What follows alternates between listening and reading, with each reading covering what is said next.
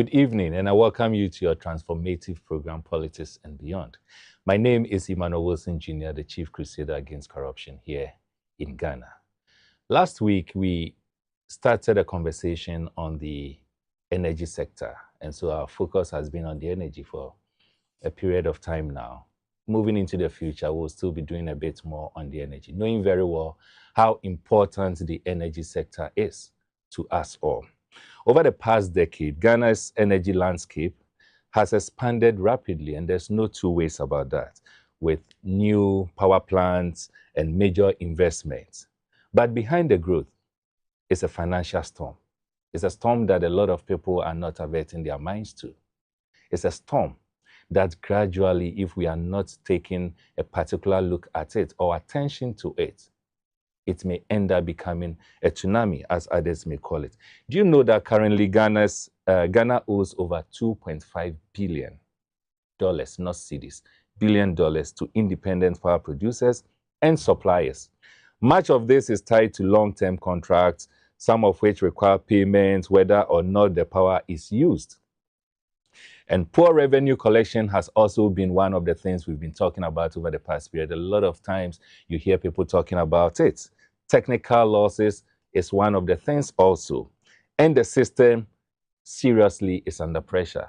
There has been instances where over the past period, you will hear people talking about doomsaw coming back, whether or not it has come back, whether or not it is doomed to maintain, as someone came to introduce to us, or it is just doom, whatever. You have no idea. But the fact is, Ghana's energy sector is not as good as we all expect it to be. And that is why this evening we are going to have a conversation on the power and debt.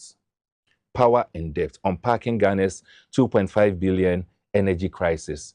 As always, you can get interactive with us on this particular topic using our social media handles, including the WhatsApp line that we have on the screen.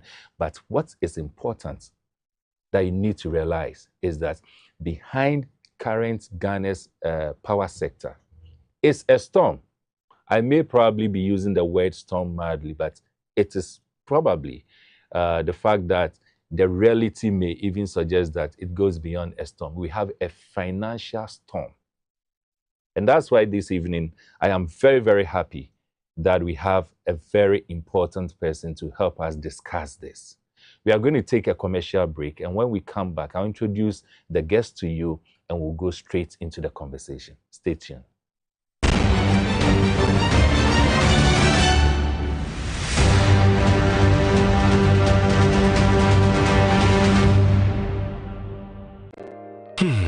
Ifo kura na menyisika edia ye mefui. Ehin fa na menya bosia edia tre medwuma yimu.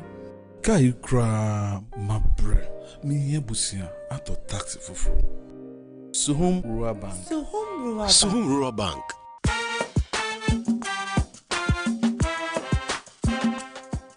Yemamwa kwa baba Suhum Rural Bank. Ye won hyehyɛ ahodo bi te sɛ dwadifo abosia, ekoko abosia, susu account, and it does all savings account. Me bada chain savings account, and the keka ho. Suhum Rural Bank was 034229186. Na won so what to me aka say. Suhum Rural Bank. Ama ene mayeka una. Suhum Rural Bank. Enti me pa minie. Suhum Rural Bank, growing our heritage.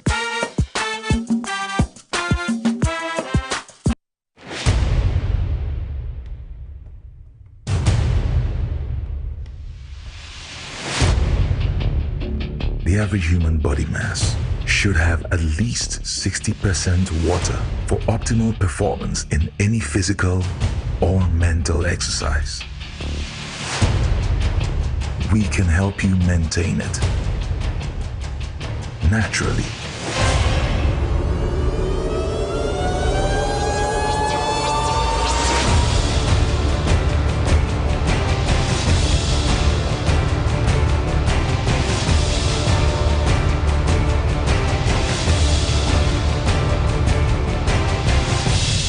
X Natural Mineral Water. Simply natural For bulk purchase, call 0596 273 546 or 0596 273 547. This advert is FDA approved.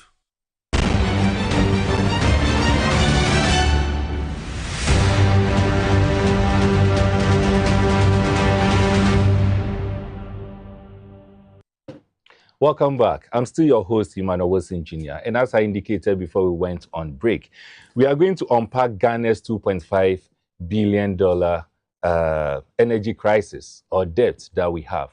And this evening, as I said earlier, he is not a stranger to this platform. We've had him before, and we are privileged to have him again. When it comes to energy, you cannot bypass him. When it comes to matters of energy, to have a straight, honest conversation, devoid of partisanship, having at the back of your mind that we are discussing Ghana and protecting the interests of Ghana, you cannot bypass him. And I'm making reference to a man I refer to as my uncle, a man who has been a former minister in the energy sector, a former member of parliament, an expert, more than an expert when it comes to the energy sector. And I'm making reference to Dr. Kwabena Donkor. Doc, welcome to Politics and Beyond. Thank you. It's so great to see you. My pleasure.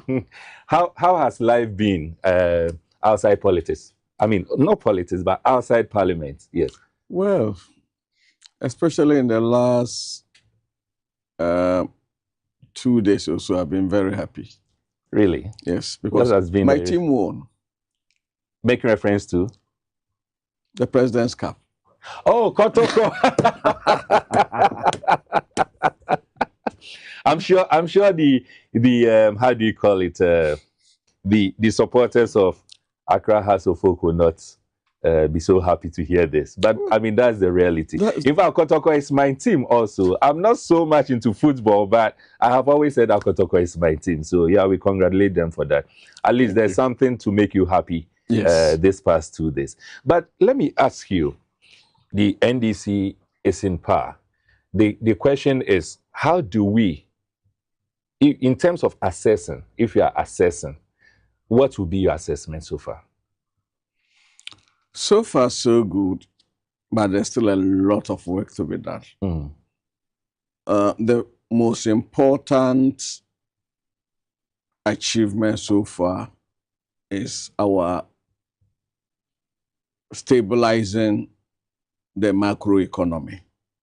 Right. And for me, that is key. Not only has the indicators, the macro numbers turned positive, but also the psychology of the people. Economics is based also on psychology. Yeah. They believe that we're doing the right thing. That's right. They believe that we've turned the corner. They believe that things are on track. That's right. So you cannot divorce economics from confidence or psychology. That's true. And under the leadership of the finance minister and his team, we are chalking some success there. The question is sustainability. That's right. And then the structural and institutional reforms that we must, as of necessity, carry out. What about appointments? Because truly there has been instances where you get the opportunity of interacting with party members, especially the ones we refer to as foot soldiers. And it looks like a lot of people are not happy. Yes, it's understandable. It's understandable from the level we sank. Remember, at a point, we had over 120 ministers and deputy ministers. And That's so right. the expectation is that we will do same. Yeah. Presidential staffers were in their hundreds. In fact, I think they were nearing 1,000 or so, yes. And so the expectation was also that we will do same and then have a lot more openings for party apparatchiks. Exactly. But I have always been a believer, and I've been very firm on this, and probably not too many party people are happy with me, that there must be a clear distinction between the NDC and the MPP. If we are to replicate all that the MPP did, then there's no need for having an NDC. That's true. There must be daylight between the NDC and the MPP. Yeah. Unfortunately, if you go to the base of the party, the arguments are that MPP did this, and so we must do same. Yeah. I have been an activist since 82. Right. Wow. In fact, in 1983, thereabout, I was the youngest National Committee member. National? Yes. That's interesting. Okay. When I was made a member of the Confiscated Assets Committee. Right. I've been with the PNDC Secretariat, I've been with the Castle Information Bureau, etc., etc. The interim coordinating committee of PDCs and WDCs in the very early days in the projects and programs. So I understand the feelings of the base. Right. If you go to Yeji, if you go to Paramo, if you go to Zamrama in Chamba, all they see is what MPP supporters did or gained. And therefore it swells up. Yeah. So when you tell them that, look, we cannot do same, it doesn't sink in too well. That's true. And for NDC, as a social democratic party, as a nationalist party, the interests of Ghana must always take precedence over the party. And I'm very clear about that. And for me as an individual, my hierarchy is simple: Ghana, party, self. Ghana comes before party, before yourself. Party comes before self. Right. And so I can understand, first of all, the numbers have been constricted in the interest of efficiency, in the interest of the national economy, in the interest of good governance. And so that will be an issue. There are fewer jobs for the boys. That's true. And then again, will we say only NDC supporters fought this election? I'm of the opinion that no. Yeah. The process to unseat MPP had a certain national character. Sure. So you had people from some of the other parties, even at the polling stations, collaborating with our agents. Yeah. And so we cannot democratize the process of winning an election and then monopolize appointment. Right. That's a powerful one. You cannot democratize the process and then monopolize the appointment. It will not be good. I mean, it will not be. Okay, Doc. So, I mean, that's fair. That's very fair. Let's go into the energy sector. We currently have about $2.5 billion as a debt. Ghana's energy sector. I'm going to ask you a simple question. How did we get here? What were the key factors that brought us to where we are? Essentially, our history played a part. Our history played a part. Remember when the Ekosombo Dam was constructed, the cost of the dam, the cost of the loan, financing the loan, etc., was basically borne by our power sales to Valco. That underpinned at that time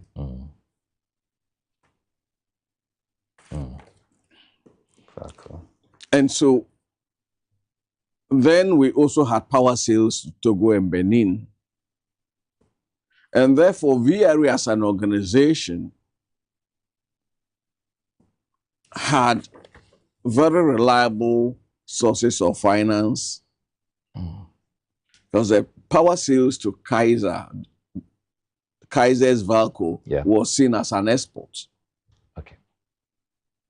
And so there was an export base that supported the sector.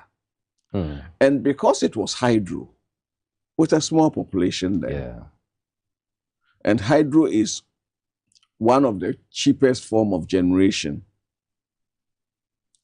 Therefore, the cost of generation, the cost of distribution, etc., was low. And so we were brought up on low power in terms of cost, in terms of the economics.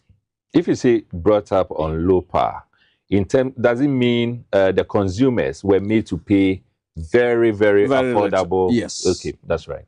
Because of one, our source of generation, and two, because of the contracts we had. Okay.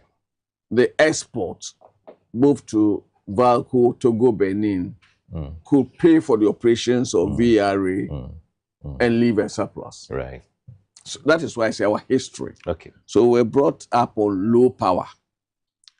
And then the Nkrumah's government also had a certain socialist orientation, which permeated the body politic. That even when the Busia government of the Progress Party came in, those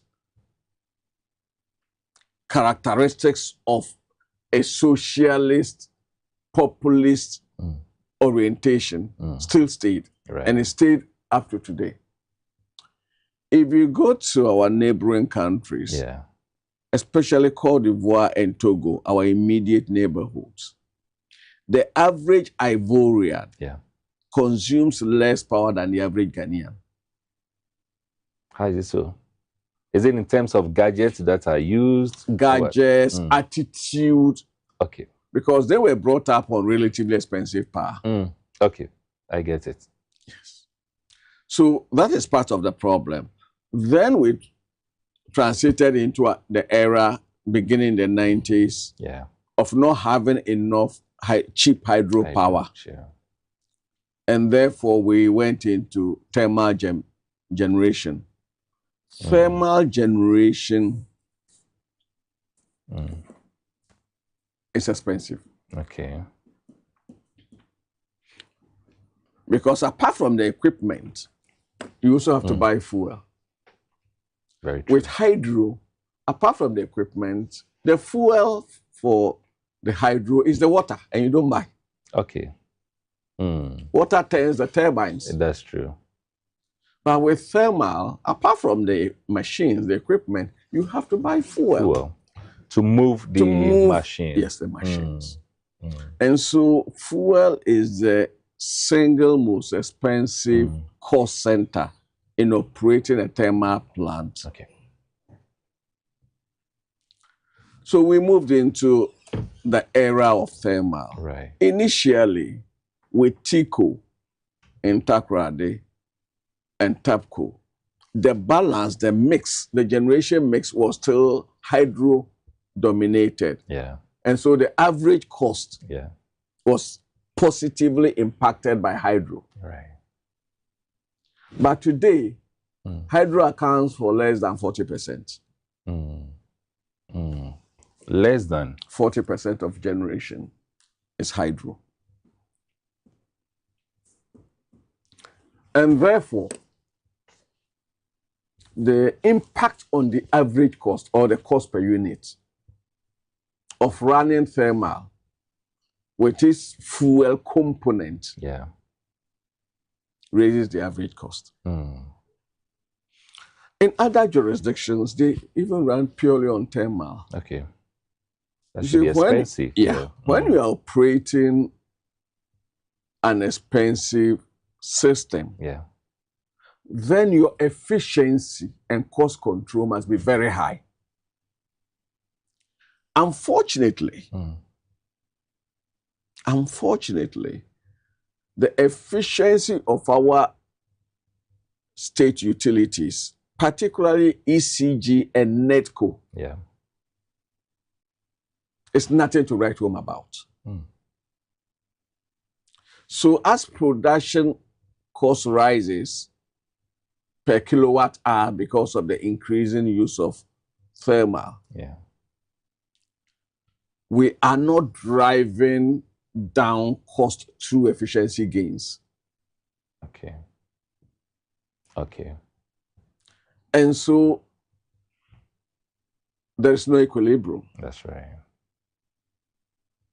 You have increasing legitimate generating costs as well as increasing inefficiency. But the challenge here for me is that we have less than 40% coming from hydro. Yes. Hydro is relatively cheaper compared to thermal. I mean, legacy hydro. Let me make the distinction. Okay. Legacy What's hydro. the difference between that? By legacy hydro, Yes. I'm referring to Akosombo and Pong. Okay. Bui is expensive. Yeah. Bui is as expensive as the thermal plant because it's a picking plant. So what if Akosombo and Pong, the ones you refer to as legacy hydro, they are cheaper in terms of generation. Why can't we replicate same? Develop it, expand it, make it, like 80% instead of less than 40%? Well, we have exhausted our hydro potential as a nation. Okay. In John Mahama and Atta Mills' term, I was then a deputy minister. We explored the possibility of damming some of our rivers, Pra, Ofin, etc. In fact, VRE did some feasibility studies. Okay. And then we believed if we did smaller dams, what we call run of the river, cascading, we could generate electricity. It will be higher than Akosombo and Pong, but at least it will probably be lower than thermal. What has happened to our water bodies? Galamsey has taken over. Can you imagine damming River Pra now? That's right.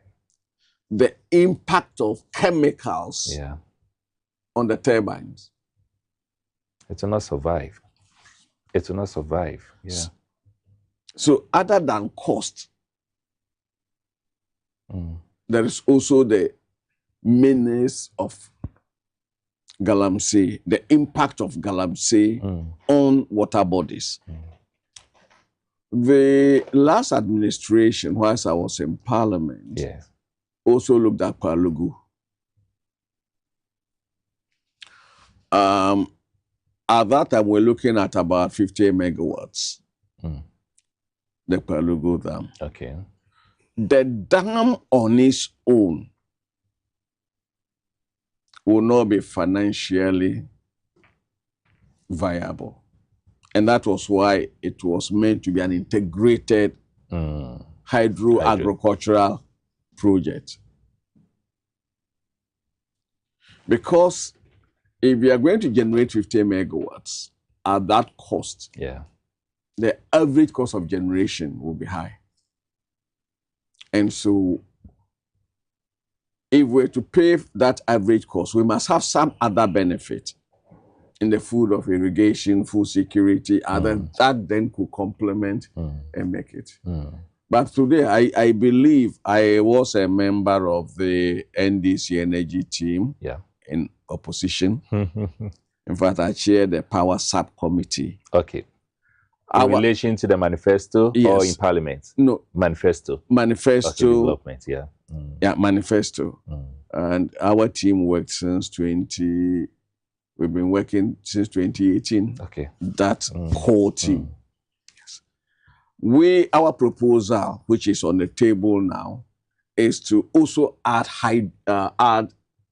solar to the hydro. Yeah. If we did solar, hydro, and then the irrigation, will bring the cost down. And then also explore new technologies in terms of even the hydro, new technologies that will be more efficient, more cost efficient. Right. So that is about the viable, immediately viable hydro that we can do. That's right. Okay. Yeah. I want us to dwell just 1 or 2 more minutes on how we got here. And I'm happy you've talked about the history of it. Okay, let me just sum up in one word. We are under recovering cost. We are under recovering cost. Yes. How does this, first off, what is this agreement of take or pay? What does it mean? And how does it contribute to the debt? Take or pay should not contribute to the debt. It's just our mismanagement of the process. Look, it costs about $500 million to put up a 330 megawatt thermal plant. Which investor, especially in a developing country context, will sink $550 million in your country without a guarantee that you will buy the power? Right. Right. Will you do that? No. Not at all. And so for most developing countries, it's standard to do take or pay contract. That commits the country. Yeah. And then and enables the investor to raise money. Look, GE has a plant here in partnership with LA Power. Okay. Even GE, almighty GE, will never use equity to set up a plant. It's the norm is 30% equity, 70% loan. Right. So no bank will give you a loan of $400 million if there is no firm order, purchase order, that the power, there's no firm offtake contract. How do you establish a firm offtake contract? You guarantee to buy the power. Right. So that is not the issue. The issue is how we manage that power. The availability of power is only one side of the coin. The other coin is the management. How do you sell it? How do you manage your revenue flows? For example, ECG loses about 30% of the power they purchase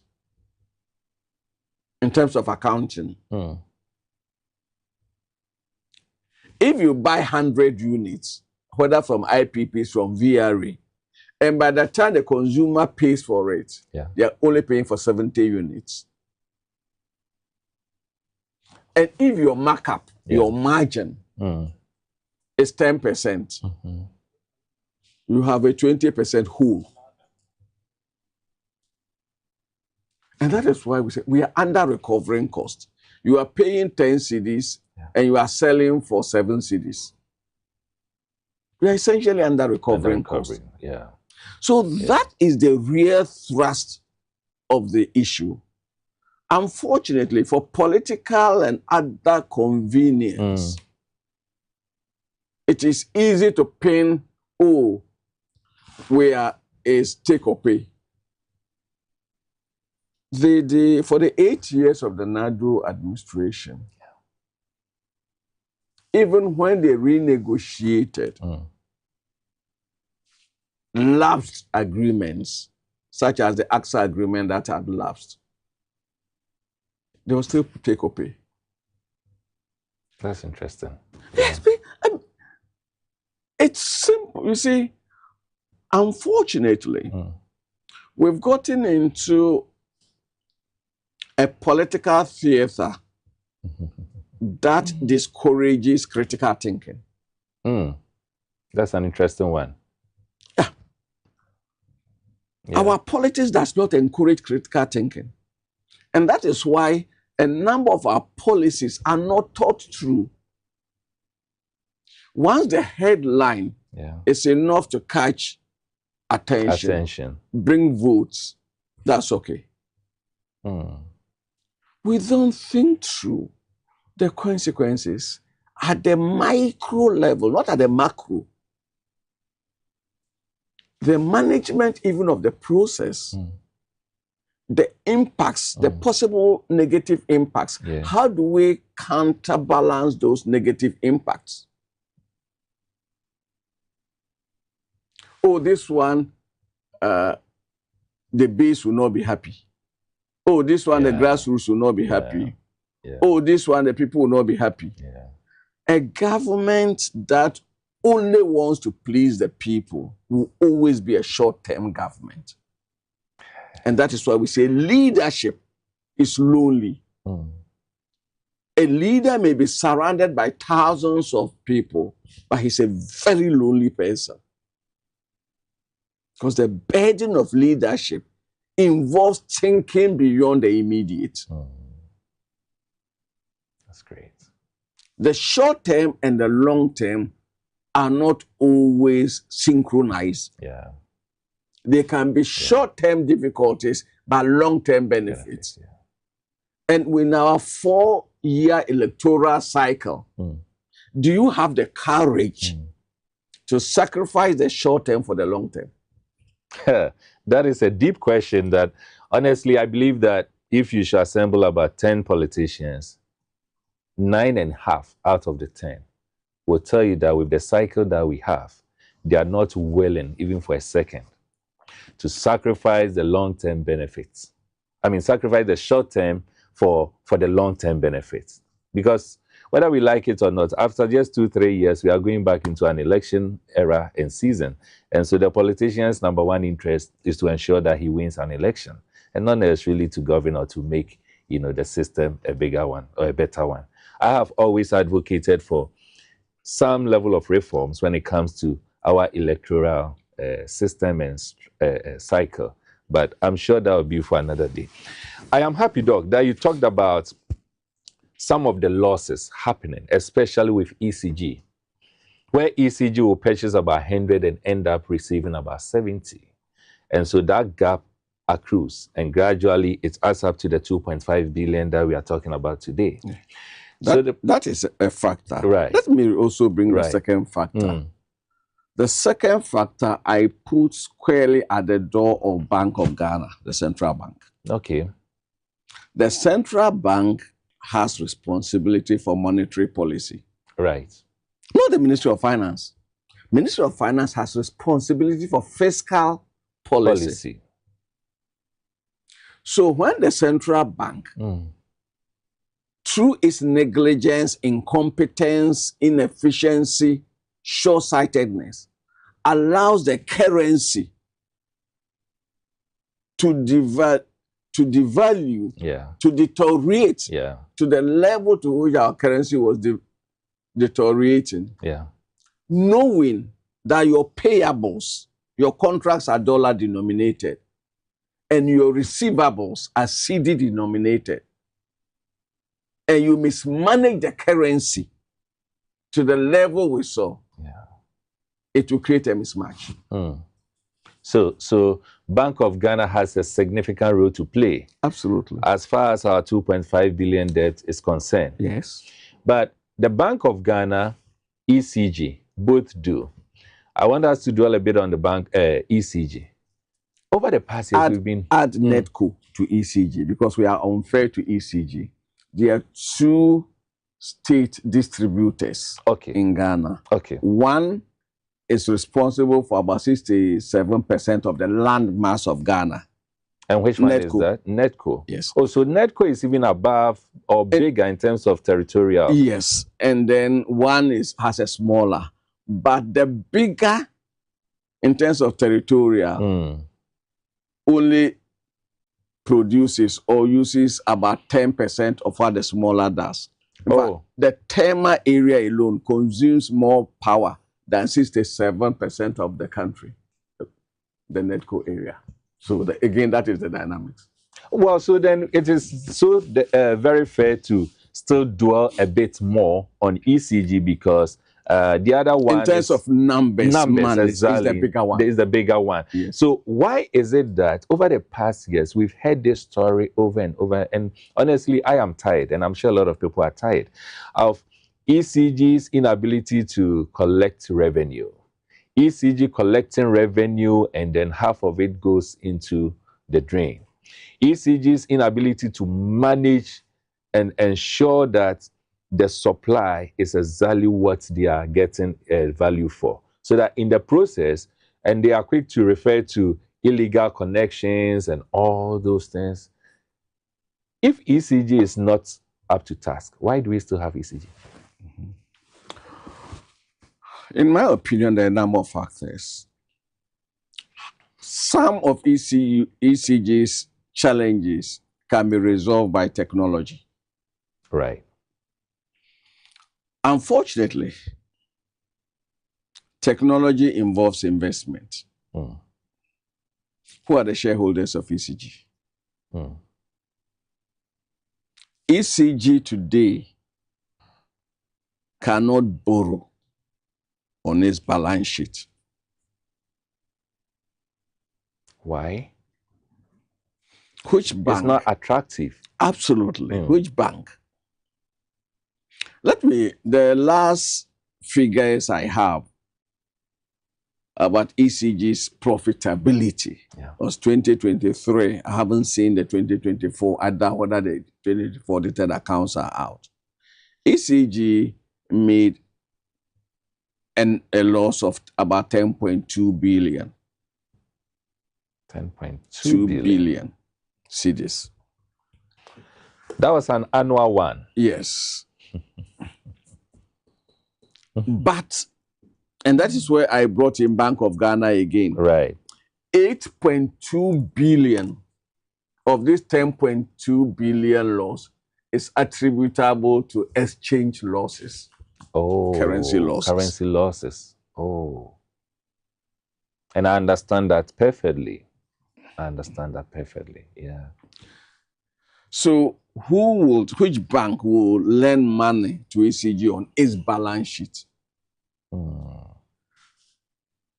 Yeah. Don't also forget ECG is a limited liability company. That's true. And therefore, if the balance sheet of the entity is weak, it's not attractive, there is the need for equity injection. Who is the shareholder? So who must put in more money? That is one. And two, and that is why I'm very cautious about ECG debt. ECG debt keeps moving. Or I won't say energy sector, our power sector, because again, the energy sector has two legs. Right. The petroleum or oil and gas and power. Power, sure. Yes, petroleum has its own difficult single baby, Temoy refinery. But on the whole, the petroleum sector, if you isolate Temoy refinery, is profitable. Right. So this is the power sector. If you tell me the power sector debt is $2.5 billion today, at the end of August, at the end of September, it will be 2.5 plus. That's right. Because the debt is growing on a monthly basis because we are under recovering costs. No matter what we do, we'll always be behind. We are under recovery until we tackle the revenue side. And tackling the revenue side will include uncomfortable decisions. Right. In corporate governance. How do we appoint boards? How do we appoint chief executives? How do we appoint top management? Yeah. Are their contracts or the terms of employment related to productivity. And that is a challenge for our state-owned enterprises. There's no link between remuneration and performance. That's right. And I've said it elsewhere that if I had my own way, I would pay the chief executive of ECG maybe 20,000 cedis a month. Why? And then put in a package, performance-based. I don't mind if he earns even 80,000 a month if he delivers. To make it 100,000, I will support that. I agree.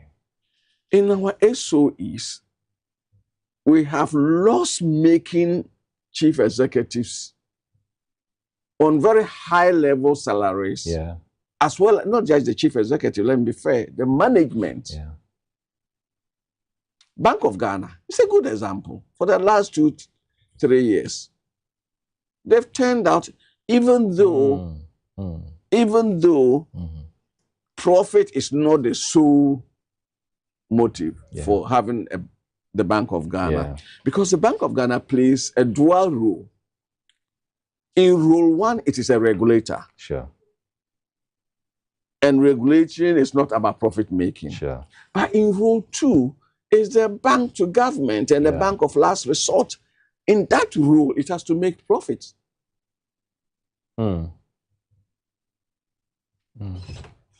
so, when it comes to corporate governance, it's a major issue. Appointment is an issue. Then attitudes. I've always said that it doesn't matter how you come in. Once you come in, justify your stay. That's right. So, apart from the problem, the challenge of how people are appointed, there's the bigger challenge of performance. Very true. The bigger challenges of performance. You will find a state-owned commercial entity, and for 5 years, they've not published accounts. The accounts have not been audited. And we seem to be okay. When you raise those issues, you are the bad person.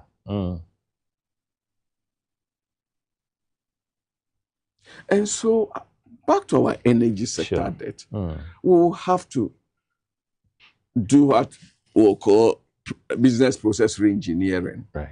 Look at, if we are buying 10 units, how do we lose 3 units on the way?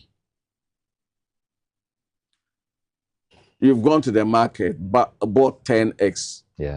Before you get home, you've lost 3. So there is an urgent need to re-engineer.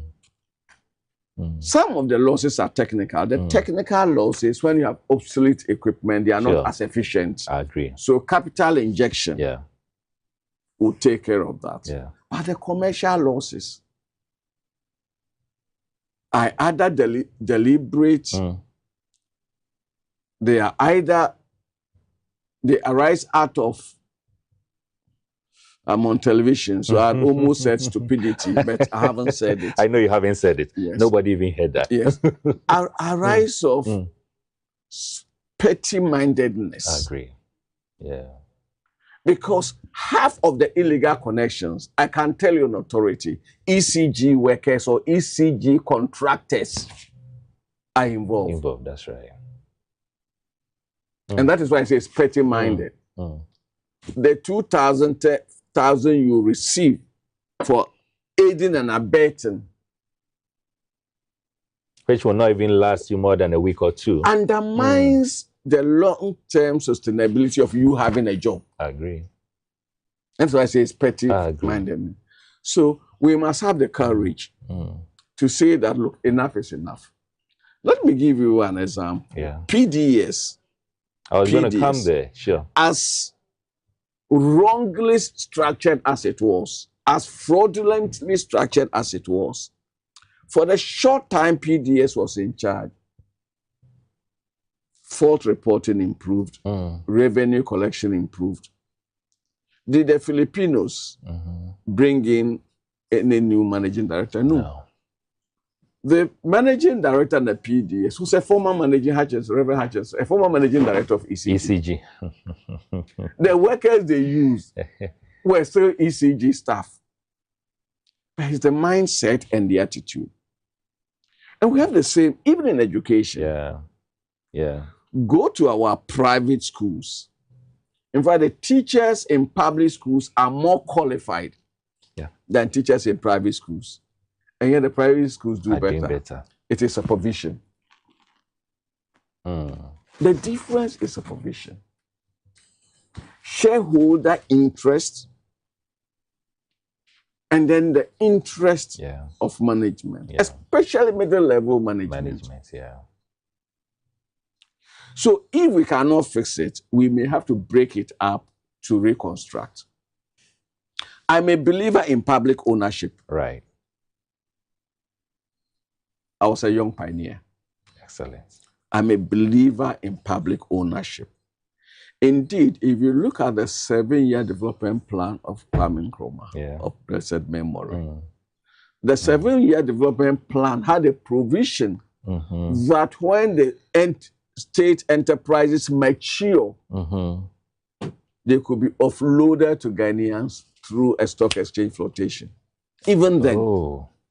Oh, okay. And so we should look at putting some of these entities to the discipline of the stock exchange. But the stock exchange will not accept you if you don't have at least a 3-year good balance sheet. So we can maintain the ownership of ECG as state-owned. Right. But operations and management, let's bring in private sector practices. Let's look at concessions again. If we have 10, 20 concessions across the country, you have the concession, you provide a bank guarantee, work the system, collect revenue, and then you have a percentage. We'll have to do something different. Am I getting the impression that you're expecting us, or you're making a proposal that we can go into a private-public partnership I won't call it private partnership. You see, already ECG uses contractors. Exactly. They have subcontractors. Sure. So why don't we enhance and deepen that to even include management? You and I, as the Ghanaian state, will still own the company. So we are not diluting equity or shareholding. Okay. So the management. The operational part of it. The operational part of it. We have tried this public sector, today public utilities workers say this, tomorrow the senior staff says this. We'll still own the company. But as owners of the company, we also have to put equity into it. Yes. I agree. But management, etc., let's bring in private sector management or introduce private sector management practices. That makes a lot of sense. Because we cannot continue. Sure. It makes a lot of sense. It does. I agree. Let's look at another question, which I'm sure is of interest to all of us, including my viewers. Who pays the price? Because you see, today I am on prepaid. You're on prepaid. We purchase, we pay even before services are rendered to us. And yet, after payments, we are not even sure whether we are going to enjoy to the fullest the services that we have prepaid for. There can be doomsday at any time. And over the past period, places have been experiencing it and all that. That is outages. Yes. I just want to be clear. Okay. We are speaking the same language. Okay, so outages. We call it doomsday because that is what we've been introduced to. You see, I am cautious when it comes to that word. Okay. Because outages are different from load shedding. And that word does not distinguish between the two, right? Load shedding arises out of a generation deficit. Sure. And therefore you ration. But that is not what we have now. The outages. Yes. Now what does that outages. One mean?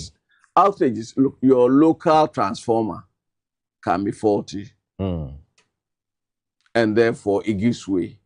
And so that locality will experience darkness and outage. So we can call it Doom CSA. No. Your bulk supply point. Yes.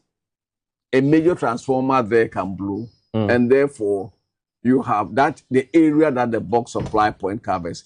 If we had enough infrastructure, once one bulk supply point goes off, the load can be transferred to another bulk supply point. But that presupposes you have capacity. Yeah. And so there is that. And then there is obsolete equipment, the question of obsolete equipment. I agree.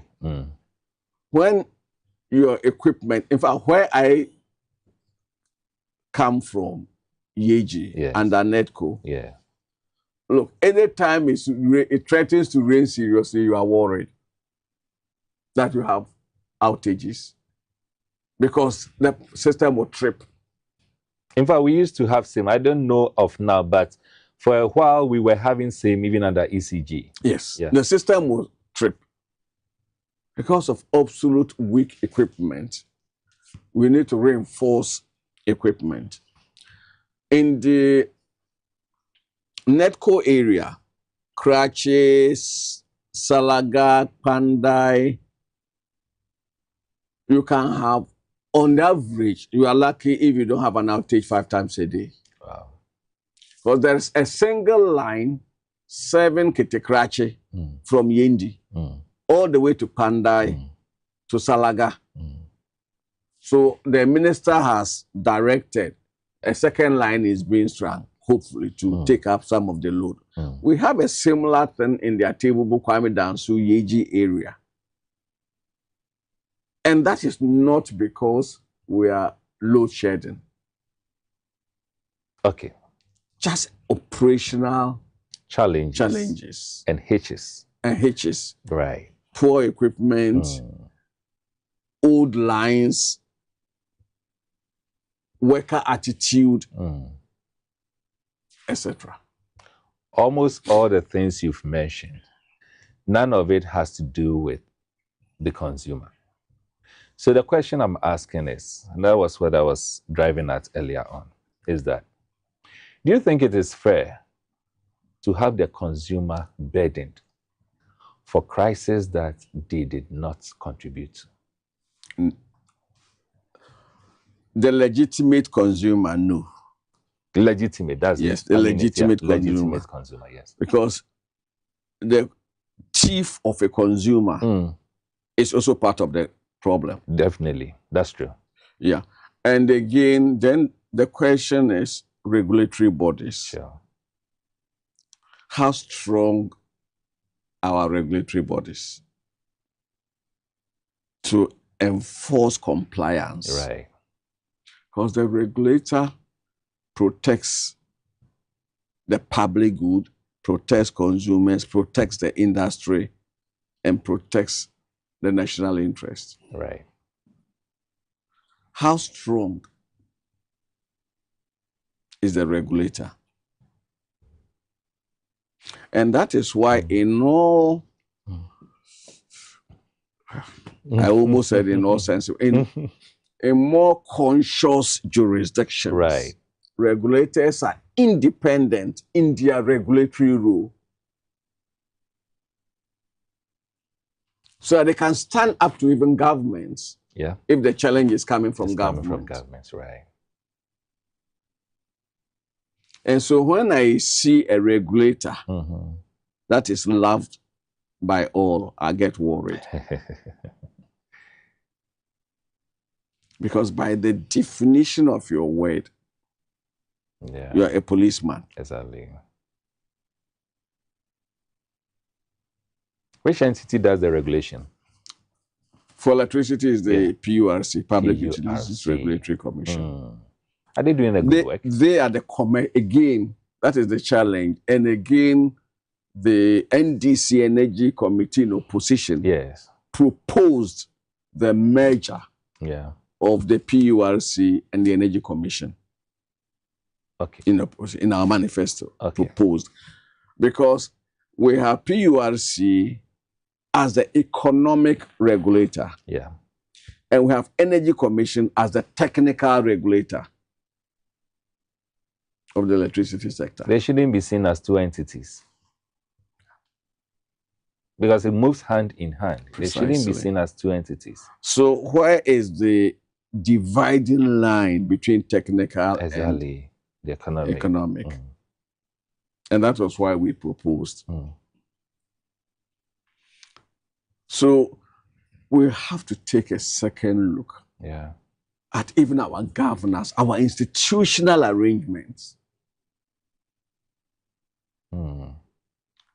Have an enhanced private sector participation, but have a robust regulatory regime to protect interests of consumers and industry.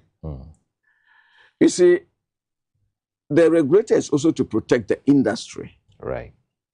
Because if the regulator sides too much with the consumer, and the revenue flow for industry becomes compromised, then it will be like the chicken and egg situation. That's true. That is really true. There's one question which I'll reserve for the very last lap of this interview.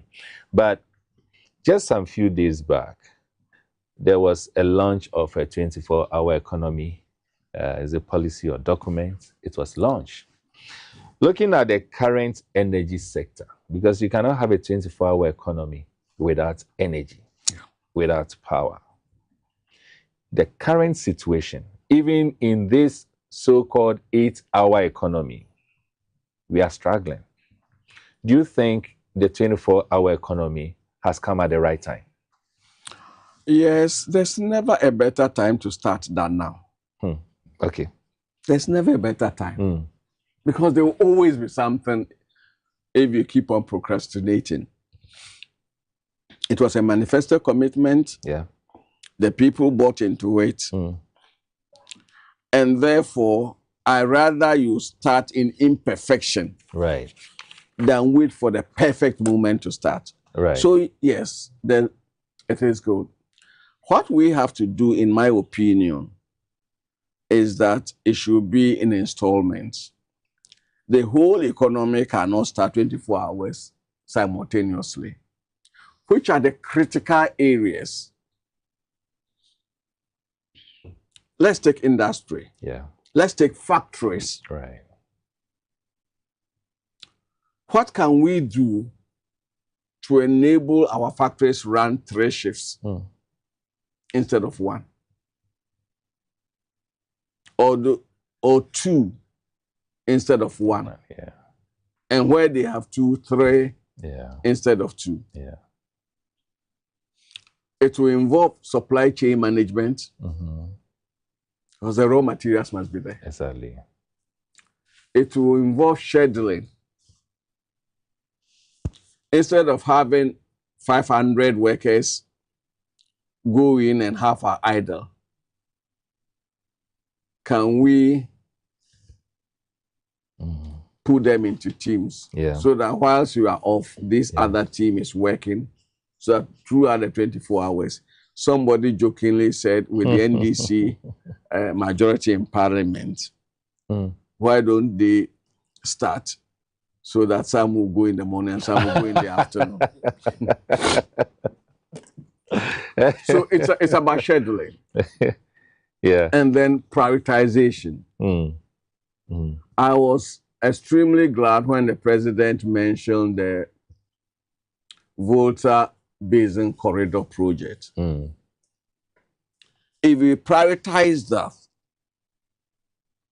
we should be able to move at least 30% of cargo off our roads onto the lake. Onto the lake, right. All the way to Yapi. And so the plan is to build a port at Yapi and then at Bukwe. Right. So again, we can, but it's going to take hard work. It's going to take critical thinking. You see, the policy is there. The big idea is there. Yeah. It is not the president or even ministers. Right. They must be critical thinkers behind the scenes to work the mechanics. And that is where we often fail. Right. The president or a leader is a visioneer. The transforming the vision into everyday activity is not done by the visioneer. The visioneer, right. The team. That's right. The team has been as committed, if not even more committed, right, even than the visioneer, in making it work. Do we have the intellectual ability? Do we have the passion? Do we have the drive? Because you will meet obstacles. Sure. You will receive knocks. But if you have the passion, if you have the determination, and if you have the know-how, the intellectual ability, ultimately, success will be chalked. That's right. When Nkrumah initiated the Akosombo Dam, they said it was impossible.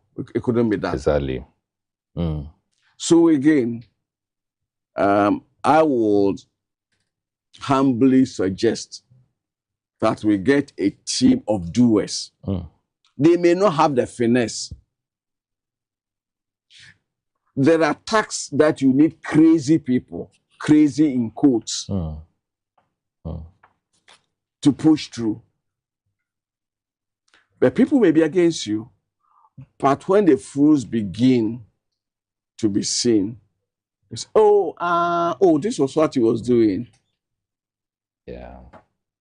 Yeah. But initially you receive resistance. But be clear in your mind that it is in the national interest. Be clear in your mind it is not for personal aggrandizement. Be clear in your mind that you face obstacles, but you are prepared. So we can. We absolutely can. But it has to be in installments. Right. By sectors. Right. Right. Maybe my last but one question, still on the, now that we've talked a bit about the 24-hour economy, I'm also a bit more interested in the moving forward, the energy sector. Look, all the things you've talked about, and for me, I'm really struck by the reality.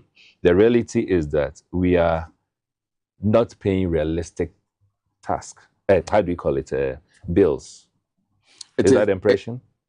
It is only a part of it. A part of it. Because you see, no matter the tariff, even if they double the tariff today, and we are still losing 30%, we are still inefficient. We'll come out with about the same. So the two must go hand in hand. There must be efficiency gains. And the efficiency gains must come through cost cutting. Right. Legitimate cost cutting. There's still too much fat. I'll give you an example. Yeah. When I was minister, I visited the ECG warehouse in Kumasi, the industrial area. Right. Ashanti region then had two regions, Ashanti region A, Ashanti region B. Okay. ECG decided to build two warehouses on the same plot, compound, each with a filling station, fuel filling station, one for Ashanti region A, one for Ashanti region B. So I got there and then I asked them, that what is the occupancy rate? Exactly. Because that is, in fact, the basic thing to ask. What is the occupancy rate of each warehouse? And it was abysmal. So could one warehouse handle the two regions? And in Chi, so why build two? Waste of money, resources. ECG, how many vehicles do you have in Ashanti region A and B that you need two filling stations? Exactly. So too many of our decisions in this country are procurement led. I agree. Too many of our decisions. Because that is where we can get all the cuts, and that is where the corruption and all those things are procurement led. Exactly. And unfortunately, let me say this controversial thing again. Part of the blame goes to the electorate. Oh, this man came and he did it. Yeah. He built this. He introduced this. Yeah. We never follow up. How efficiently was it operated? How effectively was it operated? Yeah. And therefore, people come and it's constructing. The use to which the facilities are put are not of no concern to the electorate. Even, especially the fourth estate. The fourth estate hardly follows through anything. Very true. Very, very true. We allow the days and the politicians to determine the direction. So today, if an issue comes up, instead of us following it to its logical conclusion, the next moment the politician brings up something new and we forget about the old one, and it compiles and accrues, and it hits us the hardest. Doc, you have been a man of action, and that is one thing I admire you for. Man of your words. You took me by surprise when some time back you gave a deadline or a timeline and said that I'm going to fix this. If I don't fix it, this is what will happen, or this is what I will do. You are a man of your words, no two ways about that. And you are very proactive also. Maybe others may argue, but if you ask me, this past 6 months, all that I have been hearing from the energy minister seems to be complaints and telling me the problems we all know already. No two ways, we have serious problems at the energy sector. $2.5 billion US. Practically, and with a timeline, how would you have resolved this or led us to resolve it as a country? You are putting me into an impossible position. And you see, how do I answer this question without being seen to be indicting appointing authority? I know, but that's not the intention. The minister had a baptism of fire. I believe he would make progress. Let me rephrase the question for it to be very comfortable for all of us. Doc, how do you think Ghana can get out of this $2.5 billion energy crisis? Thank you. This time it's about Ghana. Exactly. It's about all of us as a collective. Very true. First of all, we must take a second look at our institutional arrangement. If we have to dismantle some institutions to reconstruct, we have to do it. Which of the institutions do you think that we need to dismantle and reconstruct? ECG is the #1 institution. Our regulatory bodies, PURC and Energy Commission. To be merged, because I really like that proposal. Yes. To be streamlined. Yeah. merged and streamlined. Yeah. Then 3, our enforcement environment. Look, in most serious jurisdictions, you need a building permit. Yeah. In some jurisdictions, to even install an air conditioner in your house, you need permit of the council. Why do they do this? It provides utility providers data, information to project growth. So if 10 houses are coming up in this area, because you have permits have been issued, and that is why even the design of the houses have to be approved. So ECG is informed, have a copy. Right. So they know 10 houses are coming. On the average, each house will add this much more to power consumption. Exactly. And therefore, we plan for it. The houses may take about 3 years to complete. So by the 3rd year, if we have one transformer here, we either have to expand, bring a bigger transformer, or add another one. So it enables planning. We absolutely refuse to do that in this country. It's true. So overnight, an area suddenly is up, is doubled, new houses, new structures, and the infrastructure is overwhelmed because there's no planning. Yeah. So our local government institutions, district assemblies, municipal, metropolitan, must crack the whip on compliance. Yeah. If you don't have a building permit and you are building, they should pull it down. Pull it down. No two ways about that. Other than that, the service providers will always be chasing new growth, of which they are not notified. Right. So we have a role to play.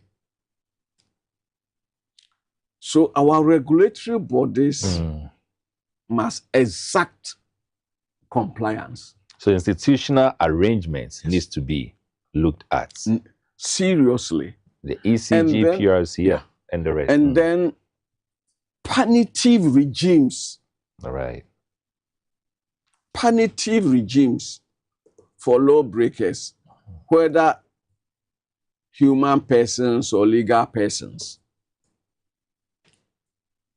If, look, in Togo and Cote d'Ivoire, if you are caught stealing power, the penalty is such that it's so dire that the next person will not even attempt. Interesting. Unfortunately, it's not like that. It's not like that. It's free for all. It's quite an unfortunate one. Doc, your very final words on the energy sector. It can, I believe we can fix the situation. It will need the collective efforts of Ghanaian and Ghanaian institutions. It will need some boldness. It will need some unpleasant decisions to be taken and implemented. And it will need passion. Right. Passion. And let us not leave the burden on the minister alone. Let us not leave the burden on the minister alone, even though the minister is supposed to be our leader. But of course, you don't leave the burden on the leader alone. You, the follower, you also have a part to play. But to us, the consumers, I think, just like Doc said, legitimate consumers or legally accepted consumers, it is so unfair, the kind of burden we are being, made to go through. And I believe strongly with the proposals given by Doc, the hope is that the appropriate authorities, the energy ministry, the government, let's see how we can implement these proposals or some of these proposals to ensure that that burden is taken away from the legitimate consumers of power or electricity in this country. The other thing, which got my attention so much, has to do with those of you working especially with ECG, who aids illegality to take place, where you refuse or you fail to appreciate the fact that whatever you are taking, whether 2,000, 3,000 to 8, it ends up coming to bite us the biggest in the very near future. And that is where we are now, $2.5 billion. You are part of it. And it is now an albatross on all of us, our neck, even as a country. Let us not continue this tangent. It is time for us to do significant and serious reforms. Institutional arrangement. It is very, very, very important. And I believe strongly that as we continue with this conversation, in the very, very near future, very soon, we will see some positives as far as Ghana's energy sector is concerned. And we will not leave, even if we are not able to leave revenue for our next generation, we will not leave them debts. Let's see how we can correct this and not repeat it again. Doc, thank you so much for making time. It's always a pleasure. It's always a pleasure. And I believe my viewers are so happy that we've had this opportunity. I'm sure very soon we'll be having another conversation with you again. And I pray that when the time is up, you'll be available as you've always been doing. Thank you so much. Viewers, all too soon, this is where time will allow us till we meet again next week. I'm still your host, Emmanuel Wilson Jr., and we've had this insightful conversation with Dr. Kwabena Donkor. Clearly, he needs no introduction, particularly when it comes to the energy sector in this country, or when it comes to even the energy sector. Till we meet again next week, same time, all I can say for now is good night.